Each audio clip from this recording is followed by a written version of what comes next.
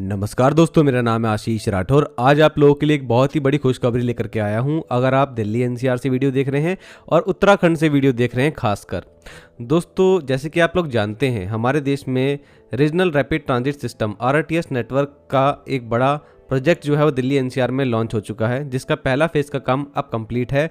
दिल्ली के सराय काले खां से मेरठ के मोदीपुरम तक 82 किलोमीटर का। यहाँ पर हमारे देश की पहली एलिवेटेड कॉरिडोर पर चलने वाली सेमी हाई स्पीड ट्रेन नमो भारत ट्रेन चलती है। 160 किलोमीटर प्रति घंटे की रफ्तार मैक्सिमम इसकी रहती है और 1 घंटे से भी कम समय में ये मेरठ और दिल्ली के बीच में आपको दूरी तय करा देती है। आज इसने अपनी हाईएस्ट राइडरशिप भी अचीव कर ली है। ज़्यादा से ज़्यादा मात्रा में लोग दिल्ली नौकरी करने जा रहे हैं, वो मेरठ में भी रह कर के काम कर पा रहे हैं। इजीली उनका आवागमन हो पा रहा है। सुबह शाम वो इस रैपिड के द्वारा मेरठ आते हैं या फिर दिल्ली जाते हैं। और मेरठ में तो इसका जो इंफ्रास्ट्रक्चर है वहाँ पर मेरठ मेट्रो भी चल रही है साथ में। तो ये सब कुछ जो है हम अचीव कर चुके हैं। हम सीख चुके हैं इस प्रोजेक्ट को कैसे करना है। NCRTC कंपनी जो कि राजस्थान, दिल्ली राज्य, उत्तर प्रदेश राज्य और हरियाणा राज्य को मिलकर के बनाई हुई कंपनी है।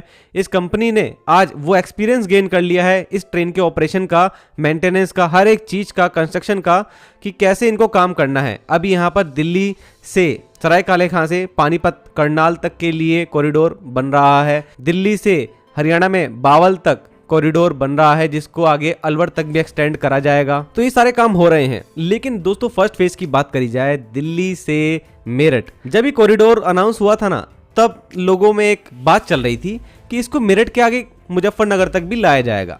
और ऐसा था, NCRTC ने इसको कहीं ना कहीं कंसीडर भी किया था और बात भी चल रही थी कि इसको मुजफ्फरनगर तक लाया जाएगा। लेकिन बाद में ये पोस्टपोन्ड हो गया और फिर बहुत ज़्यादा मायूसी हुई थी। और हमारे जैसे लोग जो हरिद्वार में रह रहे हैं, जो देहरादून, ऋषिकेश आते रहते हैं दिल्ली से, उन लोगों को दोस्तों जो एक आस थी, अगर मुजफ्फरनगर आ ही जाएगा तो रुड़की और हरिद्वार दूरी कितना है, तो वो सारे के सारे सपने हमारे कहीं ना कहीं वहाँ पर एक तरह से टूट गए। लगा कि अब कहाँ ये आ पाएगा यहाँ पे, क्योंकि पैसा भी काफ़ी लगता प्रोजेक्ट में। इसके लिए सिर्फ आम जनता की ही रुचि नहीं, सरकार की रुचि होना भी बहुत ज़्यादा ज़रूरी है। तो आखिरकार अभी आप लोगों ने पिछले कुछ 6 महीनों से लगातार इन्फॉर्मेशन देखी होगी सर्कुलेट होती हुई न्यूज़ में कि दिल्ली से आ रहा ये RRTS कॉरिडोर हरिद्वार और ऋषिकेश को भी जोड़ेगा। अभी तक तो सिर्फ खबरें थी, तो कवर करने का अभी मन नहीं कर रहा था इन सब चीज़ों को। लेकिन जब उत्तराखंड सरकार ने बहुत ज़्यादा इंटरेस्ट दिखाना शुरू किया, खुद उत्तराखंड के CM पुष्कर सिंह धामी जी ने अभी हाल ही में प्रधानमंत्री नरेंद्र मोदी जी से भी इस बारे में बातचीत करी थी। वहाँ से उनको ग्रीन सिग्नल कहीं ना कहीं मिला है। उसके बाद उन्होंने इस तरीके के जो रैपिड मेट्रो या फिर नमो भारत ट्रेन के प्रोजेक्ट हैं, इसको सुपरवाइज करने वाली जो मिनिस्ट्री है, केंद्रीय आवास और शहरी विकास मंत्रालय, जिसके मंत्री हैं मनोहर लाल खट्टर जी, उनसे उन्होंने मुलाकात करी। तो वहाँ से भी उनको ग्रीन सिग्नल कहीं ना कहीं मिला। और अब जाकर के सबसे बड़ी बात तो सामने अब आई है, जब खुद उत्तराखंड गवर्नमेंट ने सामने आकर के बता दिया है कल, उत्तराखंड सरकार के प्रयासों से यहाँ पर उत्तर प्रदेश सरकार के साथ और NCRTC के साथ में उनकी बात बन गई है। और अब जो तय हुआ है, अब इस प्रोजेक्ट के लिए सीधा मेरठ के मोदीपुरम से हरिद्वार होते हुए ऋषिकेश के राम झूला तक 150 किलोमीटर का जो एक्सटेंशन है, उसका सर्वे का काम शुरू होगा। मंजूरी मिल गई सर्वे को, तो NCRTC जल्द ही इसके लिए सर्वे शुरू करेगा। और ये बहुत ज़्यादा खुशी का पल है हम हरिद्वार वासियों के लिए। हम तो सोचते ही थे, और मैंने तो जब जर्नी करी थी, जब मोदीपुरम तक भी, जब ये RRTS ओपन हो गया था पूरा, तो कई बार लगता था अब यार बस में जाना पड़ेगा या फिर कोई ट्रेन पकड़ना पड़ेगी हरिद्वार के लिए, या फिर आप ऋषिकेश भी अगर जा रहे हैं तो वहाँ पर आकर के फिर दोबारा से डिलेज हो जाते थे। तो वो डिले फिर अच्छे नहीं लगते। यार हम दिल्ली से तो जल्दी आ गए, लेकिन हम हरिद्वार अभी भी जल्दी नहीं पहुंच पा रहे हैं, ट्रैफिक में अभी भी फंस रहे हैं।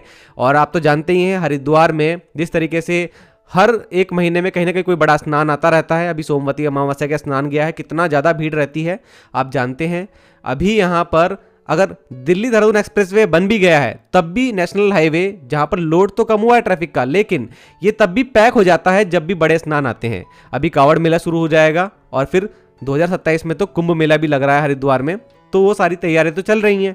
तो इस बीच जो आम जनता है जो हरिद्वार ऋषिकेश आती है, उनको काफ़ी मुसीबतों का सामना करना पड़ता है। जो स्टूडेंट्स रुड़की जा रहे हैं वो भी कहीं ना कहीं बहुत मुसीबतों का सामना करते हुए जाते हैं रुड़की, अगर वाया रोड जा रहे हैं। और ट्रेन भी इतना ज़्यादा फास्ट नहीं है यहाँ पर, अगर वंदे भारत और शताब्दी ऐसी ट्रेनों को साइड रखते तो दोस्तों यहाँ पर अगर इस तरीके का कॉरिडोर बन जाएगा, एलिवेटेड कॉरिडोर जो कि सीधा रामझूला तक जा रहा है, हरिद्वार के कुछ स्टेशन भी इसमें बनेंगे, तो मुजफ्फरनगर, रुड़की, हरिद्वार, उसके बाद सीधा ऋषिकेश ये निकलेगा, 150 किलोमीटर का एक्सटेंशन होगा लगभग। तो यहाँ पर तो कोई प्रॉब्लम ही नहीं है। अब नीचे चाहे कोई भी स्नान हो, कितना भी भीड़ हो, कितने भी हाईवे पैक हो जाएं, तब भी जिसको आम जनता को अपने घर जाना है या पढ़ाई करने जाना है रुड़की, वो इस ट्रेन के माध्यम से ईजिली पहुंच जाएगा, बहुत ज़्यादा आसान हो जाएगा। और इससे बढ़िया तोहफा तो कोई हो ही नहीं सकता आम जनता के लिए उत्तर प्रदेश की, जो कि मुजफ्फरनगर के हैं, और फिर रुड़की और उसके आगे फिर हरिद्वार और ऋषिकेश के लोगों के लिए तो बहुत ज़्यादा बड़ा वरदान साबित होगा ये प्रोजेक्ट। और मैं तो बिल्कुल चाहता हूँ कि ये प्रोजेक्ट हो, बहुत पहले से ही मन में था कि ये एक्सटेंशन होना चाहिए। और अब तो सरकार ही कहीं ना कहीं यहाँ पर इतना ज़्यादा दिलचस्पी दिखा रही है, केंद्र सरकार से यहाँ पर पॉजिटिव सिग्नल मिला है, साथ में यूपी सरकार भी अब सेम ही है और उत्तराखंड सरकार भी सेम ही गवर्नमेंट की है। तो लैंड एक्विजिशन में कोई दिक्कत नहीं आने वाली और पैसों में भी कोई दिक्कत नहीं आने वाली। मुझे यहाँ तक लगता है सही से एकदम फंड जो है वो रिलीज होता रहेगा। और दोस्तों मुझे नहीं लगता है कि यहाँ पर कोई भी राइडरशिप में कमी रहने वाली है। जितना ज़्यादा बड़ा इन्वेस्टमेंट होगा उससे कहीं ज़्यादा गुना यहाँ पे फायदा होता दिखेगा सरकार को भी और एनसीआरटीसी को भी, और जो इन्वेस्टर्स होंगे, स्टेक होल्डर्स होंगे, उनको भी। तो यहाँ पर ये प्रोजेक्ट करना चाहिए, बेनिफिशियल है। और मैं खुद यहाँ का अगर निवासी हूँ और मैं देखता हूँ यहाँ पर अगर इस प्रोजेक्ट को, तो मुझे लगता है कि ये काफ़ी ज़्यादा बेनिफिशियल होगा और कामयाब भी रहेगा। काफ़ी ज़्यादा भीड़ है आजकल वीकेंड्स पर, गर्मियों के दौरान या फिर सर्दियों में कितने सारे टूरिस्ट जो हैं वो आते रहते हैं। अगर इन टूरिस्ट को कोई भी हाईवे में प्रॉब्लम आती है आने जाने में, तो वो सीधा दिल्ली से ऋषिकेश पहुंच जाएं, फिर वहां से तो उनको कोई भी टैक्सी सर्विस मिल जाएगी पहाड़ों पर जाने के लिए या फिर चारधाम यात्रा के लिए भी अगर उनको जाना है। और भारतीय रेलवे के जो ट्रेन मौजूद हैं वो भी आज अच्छा कर रही हैं। वंदे भारत ट्रेन आज भी अच्छा काफ़ी सफ़र करा पा रही है, लेकिन अभी भी यहाँ पर उतना टाइम कम नहीं हो पाया है जितना यहाँ पर हाईवे ने कम कर दिया है टाइम दिल्ली से हरिद्वार पहुँचने का। अब यहाँ पर एक और माध्यम आना चाहिए।